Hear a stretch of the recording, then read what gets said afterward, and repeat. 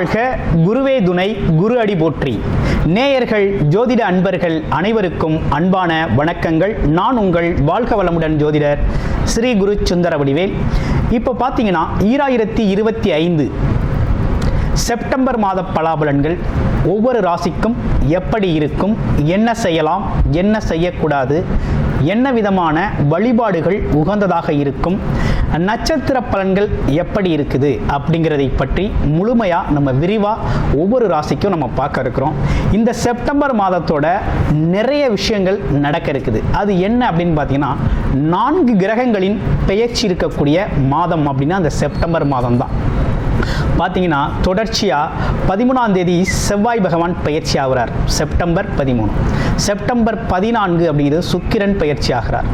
அடுத்து செப்டம்பர் 16 புதன் பகவான் பயிற்சி ஆகிறார். அடுத்து செப்டம்பர் 17 சூரியனும் பார்த்தீங்கன்னா அடுத்த ராசிக்கு பயணம் போகிறார். அப்போ இந்த காலகட்டத்தில் பல்வேறு விதமான மாற்றங்கள், கிரகத்தின் மாற்றம் எப்படி நடக்குது அப்படிங்கிறத பொறுத்து ஒவ்வொரு ராசிக்கும் பல்வேறு விதமான மாற்றங்களை, முன்னேற்றங்களையும் எதிர்பார்க்கக்கூடிய மாதமாக இந்த மாதம் அப்படிங்கிறது அமைஞ்சிருக்குது. எந்தெந்த ராசிக்கு எப்படி இருக்குது அப்படிங்கிறத விரிவாக தெளிவாக இப்போ நம்ம பார்க்கலாம். இப்போ உங்கள் ராசிக்கு எப்படி இருக்குது அப்படிங்கிறத பார்ப்போம். புரட்டாதி நட்சத்திரம் பொறுமையும் நிதானமும் உடைய ஒரு நட்சத்திரமாக இருக்கக்கூடிய உங்களுக்கு இந்த காலகட்டத்தில் மதிப்பு மரியாதை அதிகமாக எதிர்பார்க்கக்கூடிய ஒரு அமைப்பு அப்படிங்கிறது இருக்குது. இருந்தாலும் இப்போ இருக்கக்கூடிய சூழ்நிலை அப்படிங்கிறது உங்களுக்கு பதவி உயர்வு சார்ந்த விஷயத்துக்காக முயற்சி செய்கிறவங்களுக்கெல்லாம் கண்டிப்பாக பதவி உயர்வு அப்படிங்கிறது கிடைக்கும். சில பேருக்கு வேலை தொழில் அமைப்புகளில் ஒரு முன்னேற்றம் இல்லைன்னு சொல்லியிருந்தீங்க. இந்த மாதத்திலிருந்து ஒரு நல்ல முன்னேற்றத்தை நீங்கள் எதிர்பார்க்கலாம். குடும்ப உறவுகளில் இருக்கக்கூடியவங்க கொஞ்சம் கவனமாக இருங்க. வேலை தொழில் அமைப்புகள் நல்லா இருக்குது. குடும்ப உறவுகளில் இருக்கக்கூடியவங்க கவனமாக பொறுமையாக செயல்பட வேண்டிய மாதமாக இந்த மாதம் அப்படிங்கிறது அமைஞ்சிருக்கு.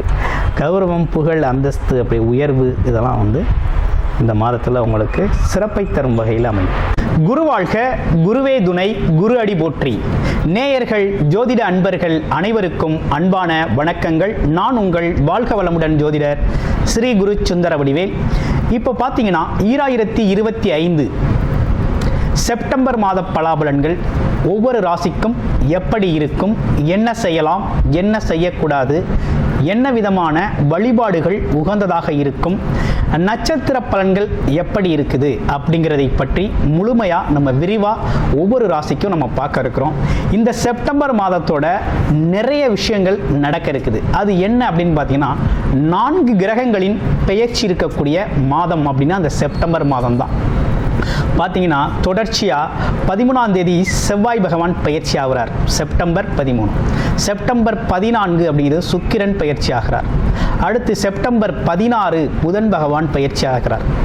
அடுத்து செப்டம்பர் 17 சூரியனும் பார்த்தீங்கன்னா அடுத்த ராசிக்கு பயணம் போகிறார். அப்போ இந்த காலகட்டத்தில் பல்வேறு விதமான மாற்றங்கள், கிரகத்தின் மாற்றம் எப்படி நடக்குது அப்படிங்கிறத பொறுத்து ஒவ்வொரு ராசிக்கும் பல்வேறு விதமான மாற்றங்களை, முன்னேற்றங்களையும் எதிர்பார்க்கக்கூடிய மாதமாக இந்த மாதம் அப்படிங்கிறது அமைஞ்சிருக்குது. எந்தெந்த ராசிக்கு எப்படி இருக்குது அப்படிங்கிறத விரிவாக தெளிவாக இப்போ நம்ம பார்க்கலாம். இப்போ உங்கள் ராசிக்கு எப்படி இருக்குது அப்படிங்கிறத பார்ப்போம். மீனம் ராசி காலச்சக்கரத்தின் 12வது ராசியாக இருக்கக்கூடிய மீனம் ராசி மோட்ச ராசி அப்படின்னு சொல்லக்கூடிய அமைப்பு உண்டு. மீனராசியை பொறுத்த வகையில் குரு பகவானோட ஆதிக்கம் அப்படிங்கிறது நிறைய உண்டு. மீனராசியில் ஒரு முக்கியமான விஷயம் என்னென்னா சொல்ல காப்பாற்றுறது, திட்டமிட்டபடி செயல்படுறது, ஆமாம், கமிட்மெண்ட் படி ஒரு வேலையை செய்கிறது, இதிலெல்லாம் பார்த்தீங்கன்னா குழப்பம் ஏற்படும். அடிக்கடி ஒரு குழப்பம் ஏற்படும். இதிலெல்லாம் ஒரு கன்ஃபியூஷன் வரும். இப்போ சுச்சுவேஷன் என்னென்னா 7.5 சனி அப்படிங்கிற ஒரு விஷயமும் போய்கிட்டு இருக்கு. 7.5 சனி, அதுவும் ஜென்மச்சனி போய்கிட்டு இருக்கு. அப்போ என்னன்னா ஏற்கனவே நம்ம கொஞ்சம் குழப்பமான ஆள் தான். மற்றவங்களுக்காக என்ன வேணாலும் செய்வோம், எங்கே வேணாலும் போகும், எவ்வளோ முயற்சி வேணாலும் எடுப்போம், எவ்வளோ டைம் வேணாலும் ஒதுக்குவோம். மற்றவங்கள உயர்த்துறதுக்கு, மற்றவங்கள வேலைகளை செய்கிறதுக்கு என்ன பயங்கரமாக எஃபர்ட்ஸ் போடுவோம். ஆனால் நமக்குன்னு ஒரு திட்டமிட்டு ஒரு வேலையை செய்கிறதுல குழப்பம் இருக்குது, செய்ய முடிகிறதில்ல.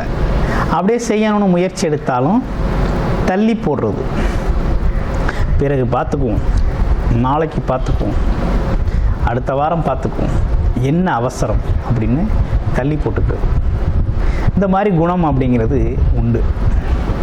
அப்போ எல்லாத்தையும் தடை தாமதம் அப்படிங்கிறது மனசு நினைக்கிறது மாதிரி திட்டமிட்டபடி செயல்படுறது இல்லை. சூழ்நிலைக்கேற்ப, சந்தர்ப்பத்திற்கு ஏற்ப அப்பப்போ மனசு மாறுது, அப்பப்போ திட்டமும் மாறுது அப்படிங்கிறது தான் நிலை. இதில் சனி 7.5 ஜென்ம சனி வேற வந்துருச்சா, இப்போ என்ன நடக்கும்? ஒரு பக்கம் வேலைக்கு போகணும்னு தோணும், ஒரு பக்கம் உடம்பு சொல்லும், சோர்வு காமிக்கும், இன்றைக்கி வேலைக்கு போக வேண்டாம், ரெஸ்ட் எடுக்கலாம் அப்படின்னு சொல்லும். மனசு என்ன சொல்லும்? வேலைக்கு போக சொல்லும், உடம்பு ரெஸ்ட் எடுக்க சொல்லும். பிறகு உடம்பு சரியாயிரும், வேலைக்கு போகலாம், உடம்பு நல்லா இருக்குன்னு சொல்லும். ஆனால் மனசு என்ன சொல்லும்? இன்றைக்கி போக வேண்டாம், நாளைக்கு போகலாம் அப்படின்னு மனசு பின்வாங்கும். இப்போ உடலும் மனமும் ஒரு குழப்பம், முன்னுக்கு பின் முரணாக செயல்படக்கூடிய ஒரு அமைப்பு உருவாகுது. நிறைய பேருக்கு இந்த சிக்கல் வருது மீனராசியில். ஆமாம், இந்த குழப்பம் வருது. ஆமாம், இப்போ நீங்கள் செய்ய வேண்டிய விஷயம் என்னென்னா, ஜென்மச்சனி நம்ம மேலே ஏறிட்டாருனாலே உடல் உழைப்பு அப்படிங்கிறத தவிர்க்கவே கூடாது. உடல் உழைப்புங்கிறத தவிர்க்கவே கூடாது. உடல் உழைப்பு செஞ்சுக்கிட்டே இருக்கணும். கை வலிக்குது, கால் வலிக்குது, உடம்பு வலிக்குது அப்படிங்கிற பேச்சுக்கெல்லாம் இடமில்ல. ஏதோ ஒரு வகையில் உடல் சார்ந்த உழைப்பு இருந்துக்கிட்டே இருக்கணும். அப்போ தான் உடம்பு மனசு கொஞ்சம் கொஞ்சம் பேலன்ஸ் ஆகி போகும். ஒரே அடியாக ரெஸ்ட்டு விட்டால் ரொம்ப சிக்கலாயிடும். அதனால் உடல் உழைப்பு சார்ந்த விஷயத்தில் அக்கறை செலுத்துங்க. அடுத்து முன்னோர்கள் வழிபாடு அப்படிங்கிற ஒரு விஷயத்தை கொஞ்சம் செஞ்சுக்கிட்டு வாங்க. வயதானவர்களை பார்த்தா அவங்களால முடிஞ்ச உதவிகளை செய்யுங்க. ஆமாம், செய்யுங்க. அதே நேரத்தில் பார்த்தீங்கன்னா அமாவாசை பௌர்ணமி திதி நாட்களில் வழிபாடு பண்ணுங்க. ஆலய வழிபாடு செஞ்சுக்கங்க. புரியுதுங்களா? ஆலய வழிபாடு செஞ்சுக்கங்க. குலதெய்வ கோயிலுக்கு போயிட்டு வாங்க. அதெல்லாம் ரொம்ப முக்கியமான விஷயம். ஓகேங்களா? அடுத்து வெளிநாடு வெளியூர்லாம் போகணும்னு முயற்சி பண்ணீங்க அப்படின்னா உங்களுக்கு சாதகமாக இருக்கா வேலை தொழிலுக்கு அப்படின்னு பார்க்கையில் போகலாமா அப்படின்னா வேலை உறுதியாக உண்டுங்க. வேலை உறுதியாக உண்டு. சரி, வெளிநாடு வெளியூர் போகலாமா அப்படிங்கிறது தான் இப்போ கேள்வி. தாராளமாக போகலாம். தாராளமாக வெளிநாடு வெளியூரில் போய் வேலை பார்த்தீங்க அப்படின்னா ரொம்ப நல்லாயிருக்கும். ஒரு புது மனிதர்களோட சந்திப்பு, புது ஆட்களோட சந்திப்பு, வேற்று மொழி பேசுகிறது, வேறொரு மொழி வேறொரு லாங்குவேஜில் வேறொரு விஷயமா ஒரு புது மனிதர்களோட சந்திப்பு, புது அட்மாஸ்பியரில் இருக்கிறது அப்படிங்கிறது ரொம்ப நல்லது. அப்போ வேலை தொழிலுக்காக வருமானத்திற்காக வெளியில் போகணும் முயற்சி பண்ணுறவங்க நல்லபடியாக போங்க, ஒரு பிரச்சனையும் இருக்காது, நல்லா போகலாம். அடுத்து பாருங்கள், அரசு காரியங்கள் சம்மந்தம் அரசாங்க வேலைக்காக முயற்சி பண்ணுறவங்களுக்கு கொஞ்சம் இந்த காலகட்டத்தில் எழுதின எக்ஸாம் கிட்டத்தில் சில பேருக்கு தடைப்படும். பக்கத்தில் போய் கொஞ்சம் தடைகள் இருக்கக்கூடிய அமைப்பு, பேப்பர் ஒர்க்கில் சிக்கல் வருது.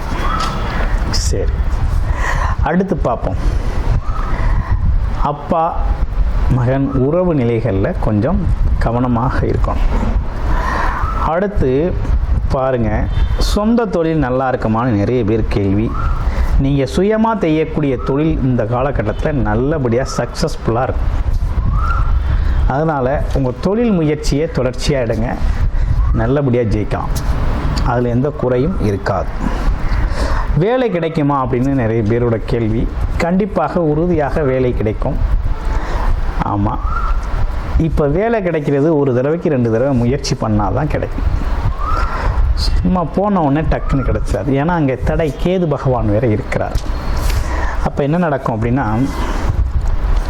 சின்ன சின்ன தடை தாமதங்களோட நமக்கு வேலை வாய்ப்பில் ஒரு ஸ்ட்ராங் கிடைக்கும், நல்லபடியாக இருக்கும். வேலை பார்க்குற இடங்களில் சின்ன சின்ன தொந்தரவுகள் இந்த காலகட்டத்தில் வந்து போகும். ஆமாம், அதெல்லாம் பெருசாக எடுத்து அதில் வந்து பிரச்சனை பண்ணிக்கப்படாது.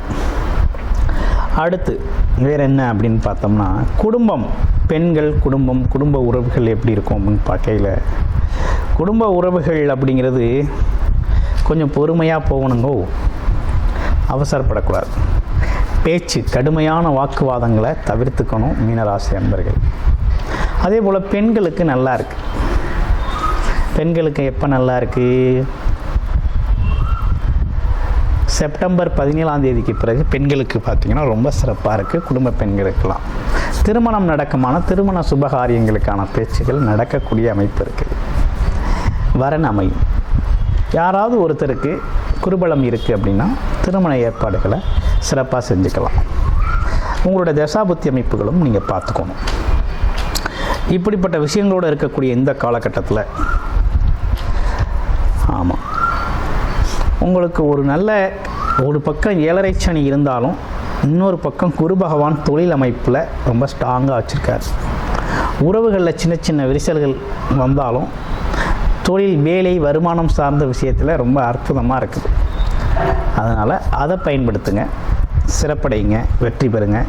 வெற்றி பெறக்கூடிய நல்ல காலகட்டமாக இந்த காலகட்டம் அப்படிங்கிறது உங்களுக்கு அமைஞ்சிருக்கு. உங்கள் ராசியில் இருக்கக்கூடிய முதல் நட்சத்திரம் எந்த நட்சத்திரம் அப்படின்னு பார்க்கையில் புரட்டாதி நட்சத்திரம். புரட்டாதி நட்சத்திரத்தை பொறுத்தவரையில் இந்த காலகட்டத்தில் வெளிநாடு, வெளியூர் பயணங்கள், சேல்ஸு, மார்க்கெட்டிங் துறைகளில் இருக்கக்கூடியவங்க, அதே போல் ஐடி செக்டாரில் இருக்கக்கூடியவங்களுக்கெல்லாம் ரொம்ப சிறப்பாக வேலை அமைப்புகள் ரொம்ப நல்லா இருக்குது. அடுத்து பாருங்கள், உத்திரட்டாதி நட்சத்திரம். உத்திரட்டாதி நட்சத்திரத்தை பொறுத்த வகையில் பார்த்திங்கன்னா சின்ன சின்ன குழப்பங்கள் இருந்தாலும் ஆனால் வேலை தொழில் அப்படின்னு எடுத்துக்கிட்டோம்னா ரொம்ப ஸ்ட்ராங்காக இருக்கும். வருமானத்துக்கு ரொம்ப சூப்பராக இருக்குது. அதே நேரத்தில் ரிலேஷன்ஷிப் சார்ந்த விஷயத்தில் கொஞ்சம் விட்டு கொடுத்து போகணும். வாக்குவாதங்களை தவிர்த்துட்டு விட்டு கொடுத்து போகணும். இளைய சகோதர, மூத்த சகோதர உறவுகளில் கொஞ்சம் பொறுமையை கடைபிடிக்கணும். அடுத்து ரேவதி நட்சத்திரம் எப்படி இருக்குது அப்படின்னு பார்க்கல. ரேவதி நட்சத்திரத்தை பொறுத்த வகையில் செப்டம்பர் 17ஆம் தேதிக்கு பிறகு தான் கொஞ்சம் நல்லா இருக்குது. எடுத்த காரியங்களில் வெற்றி, படிப்பு சார்ந்த துறைகளில் வெற்றி, தொழில் அமைப்புகளில் வெற்றி, கமிஷன் தொழில்களில் வெற்றி, வியாபாரம் சார்ந்த தொழில்களில் வெற்றி அப்படின்னு பல்வேறு விஷயங்களில் வெற்றி பெறக்கூடிய அமைப்பு வருது. திருமணம் சார்ந்த விஷயங்கள், முயற்சிகள் கைகூடுவது, இப்படிப்பட்ட விஷயங்கள்லாம் நடக்க அமைப்பு அப்படிங்கிறது சிறப்பாக இருக்குது. ஆக மொத்தத்தில் இந்த மீனராசி அன்பர்களுக்கு உடல் ஆரோக்கியம்லாம் எப்படி இருக்குது அப்படின்னு பார்க்கையில், உடல் ஆரோக்கியம் சார்ந்த விஷயங்கள் பார்த்திங்கன்னா கொஞ்சம் கவனம் எடுத்துக்கணுங்க. அதில் எந்த துறை, எது சார்ந்த விஷயத்தில் கவனம் எடுத்துக்கணும் அப்படின்னு பார்த்தோம்னா, இடுப்பு வலி, எலும்பு வலி, வயிறு சார்ந்த விஷயங்கள், அடிவயிறு சார்ந்த விஷயங்கள் எல்லாம் கொஞ்சம் கவனம் எடுத்துக்கணும். அதே போல் வண்டி வாகன பயணங்கள் அப்படிங்கிறது கொஞ்சம் பார்த்து போகணும். சறுக்கலான இடங்கள், மலைப்பகுதியில் ஏறுறது, படிக்கட்டுகள் ஏறுறது, பாத்ரூமில் நடக்கிறது, இதெல்லாம் வழுக்கி விழாமல் கொஞ்சம் நிதானமாக இருக்கும். ஆமாம், உடல் ஆரோக்கியங்கிறது வயிறு, இடுப்பு பகுதிகள் இது சார்ந்த விஷயத்தில் கொஞ்சம் பெயின் வரும். அப்போ என்னென்னா உணவு முறைகளையும் உறக்கத்துலேயும் கொஞ்சம் கூடுதல் கவனம் எடுத்து உடம்பை பார்த்துக்கணும். மற்றபடி விஷயங்கள் எல்லாமே இப்படி இருக்குது. இந்த மாதத்தோட கிரக மாற்றங்களுக்கு ஏற்ற இந்த அமைப்புகளோடு இருக்குது. இப்போ உங்களுடைய பிறப்பு ஜாதகம் எப்படி இருக்குது அப்படிங்கிறத பார்த்துட்டு எந்தெந்த துறை சார்ந்து நீங்கள் இருக்கிறீங்களோ அது சார்ந்த முயற்சிகளில் சாதகமாக இருக்கா, பாதகமாக இருக்கா அப்படிங்கிறத இதோட ஒப்பிட்டு பார்த்து, தசாபுத்தி அமைப்புகளோடு ஒப்பிட்டு பார்த்து அதற்கான முயற்சிகளை எடுத்து மிகப்பெரிய லெவலில் இந்த காலகட்டத்தை பயன்படுத்திக்கலாம். ஆமாம், வழிபட வேண்டிய தெய்வம் அப்படின்னா ஆஞ்சநேயர் வழிபாடு தான் உங்களுக்கு சிறப்பு. பண்ணிக்கோங்க. நன்றி, வணக்கம், வாழ்த்துக்கள்.